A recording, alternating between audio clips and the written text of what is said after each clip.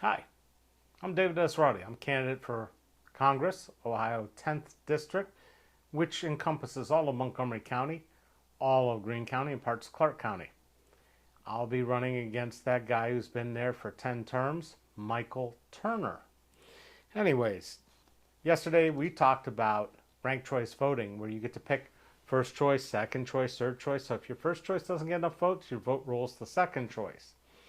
Yesterday, also, a few larger states had primary elections. Primary elections are kind of the sucky things, the ones that let the extremists come out and pick who's going to be involved in the November election. And unfortunately, a great majority of those voters that come out are the diehard and extremists. And they pick people that the majority of the voters, the ones who can't vote in the primaries because they don't want any part of either the Democrats or the Republicans, get stuck with picking between. That's why elections and politics in this country suck. They also suck because they're really expensive. Okay? So, I looked at some of the results, and what has me more worried than anything is that a lot more Republicans seem to be turning out to vote than for the Democrats. So if you're part of the party that believed that it was a good idea to storm the Capitol building on January 6, 2022, or 2020, you're probably pretty happy. You had these big turnouts, or January 6, 2021, sorry. You had big turnouts, and some of the time, the guy that former president, the lying one, the one that seems to think he won the election, he didn't do so well in everywhere he went, but he did okay in some spots.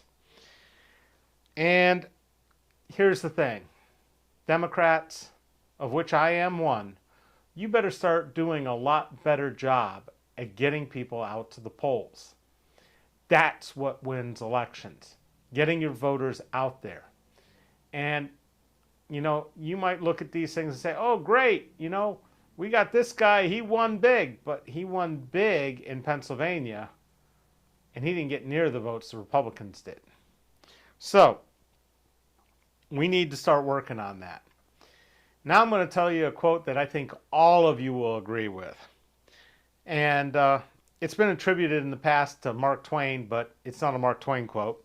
In fact, Robin Williams said it in one movie, but politicians are a lot like diapers. They should be changed frequently and for the same reasons. Well, my opponent has been there for 10 terms, 12, 20 years, and just like that, we'd do a lot better if we got somebody fresh in there. So, midterm elections, if things aren't going well in the economy, or almost every time, what do we have? We have a shift where the party in power gets dinged for what everyone thinks isn't going right. And that's a problem because we're really talking about the wrong things. People are, they're mad right now and they're talking about high prices, product shortages, inflation. They're talking about abortion. Might be talking about mass shootings. But you don't hear anybody talking about the fact that we got record low unemployment. They're not talking about COVID, which is making a comeback again. That's a really sore subject for everybody because we haven't quite figured out in this country how to manage it. That's why we had over 1 million deaths and other people did not. Other countries did not. And we're not talking about changing the way we run our country and all this crap with gerrymandering and politicians picking their voters, which is sort of the situation I'm in Ohio, where we lost a seat in Congress, and even then we didn't have anywhere near proportional representation in Ohio compared to what we voted for president. And we had laws on the books to force it, and the people who are in charge of the redistricting didn't do their job. So, you can blame anybody you want for things being bad and say, oh, it's the Biden administration, or it's Congress, or it's the Senate, or it's this. But the reality is, it's all of us. We're to blame. We're the ones that keep electing geriatric people like Nancy Pelosi and letting them run our country, and Mitch McConnell, okay? The same people that we don't want driving a car on our roads and take the keys away are running our country. They're setting the future for all of us, including future generations.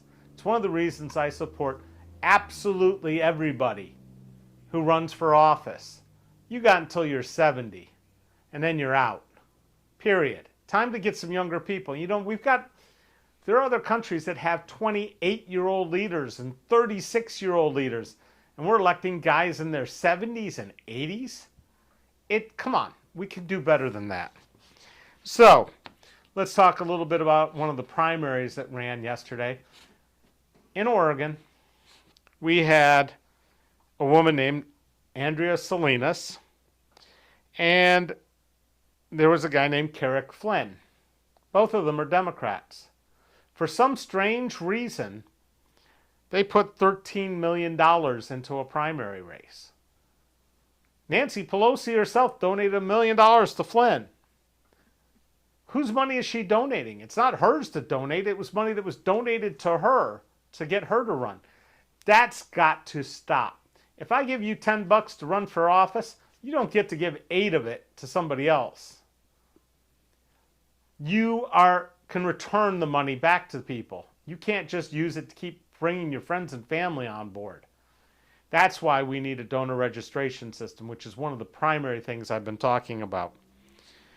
Let's talk about the Republican primary for the Senate seat abdicated by Rob Portman. They spent $66 million. Now, it helps that we had a bunch of millionaires in the race, and a bunch of them were spending their own money. But that is absurd. In fact, it gets even more absurd when you realize that in the 2020 elections for House, Senate, and the President, this country wasted $14.4 billion to pick those clowns that are running our country. As long as you're going to allow us to buy the best, to have the best politicians money can buy, you're going to be dissatisfied. You're not going to be happy. You're going to be mad about what kind of decisions they're making in Washington that affect you. Real decisions. Not about gun control, not about abortion, not about border walls, all those hot button issues. That's not what's screwing us. What's screwing us is things like the deregulation of the shipping industry, where we allowed 3 corporations to basically control all the shipping lanes between here and China. That's the real reason you can't get your iPad or whatever else you want on time for as little as you want. Don't point the finger at the war. Don't point your finger at COVID. Don't point it at anything else. We've allowed the billionaires to get richer and richer and richer because they can buy the politicians they want and make it look like you're getting the politicians you want. Advertising in politics is a dirty business. It's one of the things I know a lot about because I'm an ad guy. And I can't believe how convoluted we've gotten where we believe in 30-second TV spots to allow us to judge the character and make a decision about who we should vote for.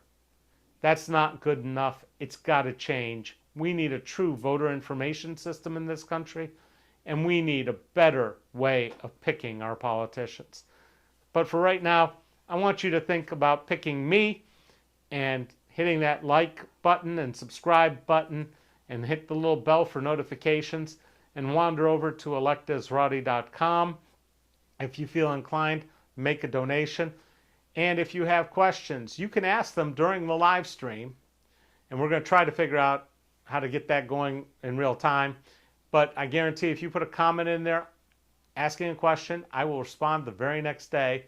And we might be able to do it live. Anyways, signing off for today, I'm David Esrati, candidate for Congress, the one that wants to talk to my constituents every day. Town hall every day. Mike Turner's never done that. Remember that when it comes time to vote, November 8th, 2022. I'm David Esrati, and thank you for watching.